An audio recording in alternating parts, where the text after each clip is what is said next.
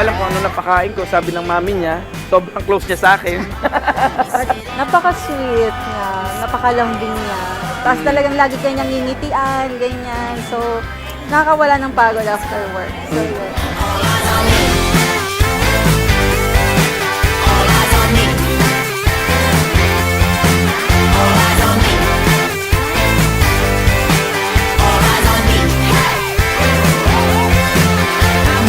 Mga kapatid, tayo ay nagagala na magkatipon-tipon sa pagdilintro para sa mga sanggol magigaanin ng ating sambayan ng Krisyan. Sa pasimula ng ating pagdiriwang sa sakalan ng Traminyag, mangyari po lamang na ipahayag yung layunin ukol sa inyong pabibinyagan.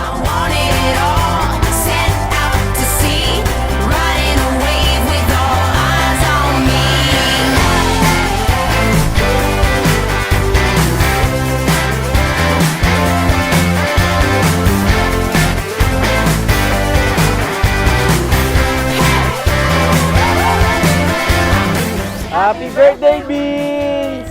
Gagawin namin lahat ng mami at daddy mo na ibigay lahat para sa iyo.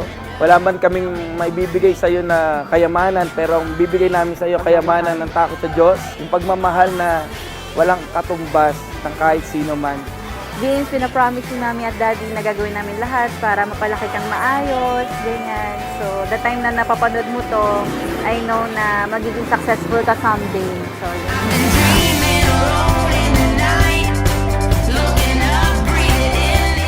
Vince Caden, ikaw ay binibinyagan ko sa ngalan ng Ama at ng Anak at ng Espiritu Santo. Amen. Ang sakramento ng binyag ay naitagdiwang na humaya kayo bilang masunurin at kalugod-lugod na mga anak ng Diyos.